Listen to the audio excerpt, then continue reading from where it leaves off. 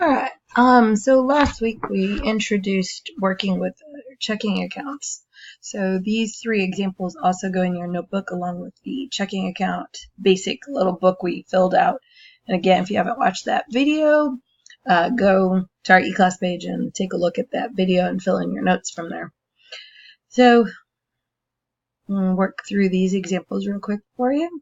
And again, this half sheet of paper, these examples can go in your notebook, so you have these to reference back as we finish up this, or as we go through this unit. Okay, so Taylor has a balance of $28.50 in her checking account.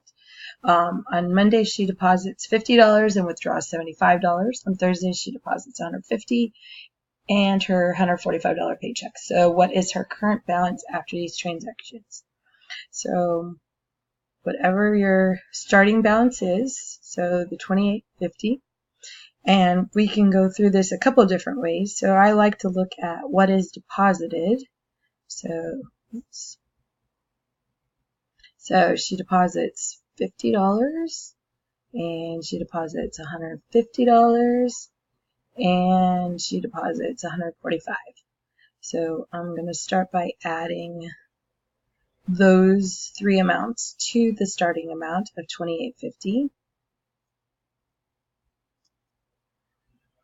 Okay, so that's 29, 30, 50, 31.95, 73. Double check, sorry. Trying to do this in my head and I shouldn't. Make sure I do use the calculator. Okay, yes. Alright, so then so that's what's added, and then it says that she only withdraws 75. So I'm going to take that 31.95, 73, and I'm going to subtract $75. So her current balance is $3,125.73. So that's the current balance. Okay. Alright, next one. We have Leo has X dollars. He withdraws so much money twice a month, or two times, and B dollars 4 times. In addition, he deposits C dollars, and he also makes 2 cash check deposits for D and E. So we're just going to write in algebraic expression. So again, very similar to what we just did up there. You want to start with your balance. So that's X dollars. We're going to add the deposits. And so I'm going to put those in parentheses.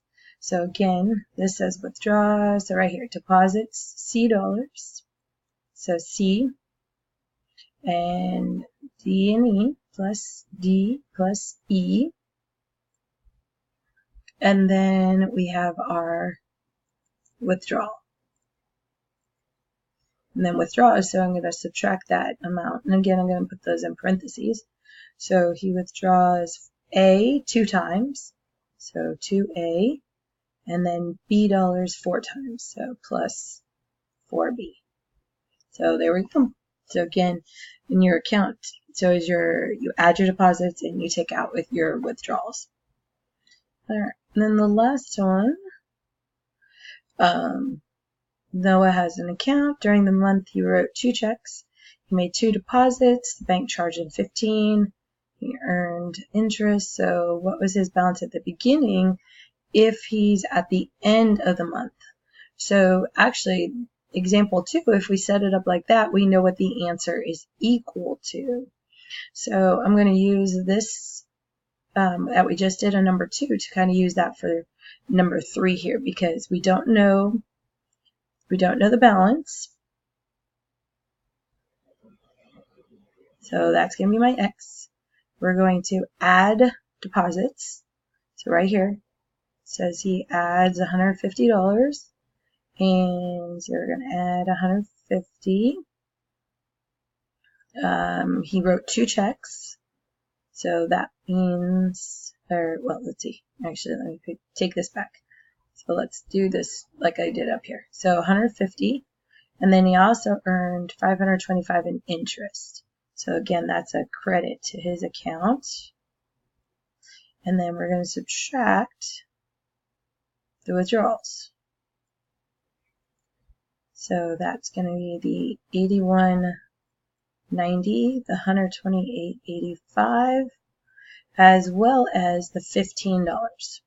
And all of this should equal $3,000 because that's what he ended up with.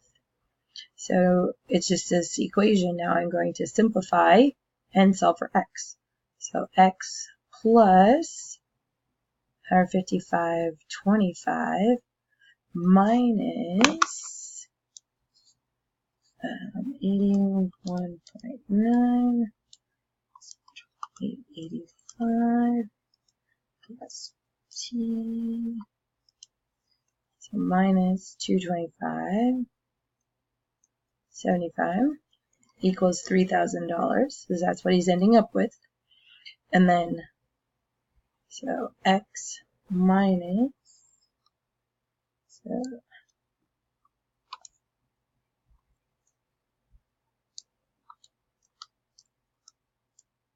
so x minus $70.50 equals 3,000. And we add 70.50 to both sides. So x equals 3,000. Whoops. So x equals $3,070.50 as his starting balance for the month.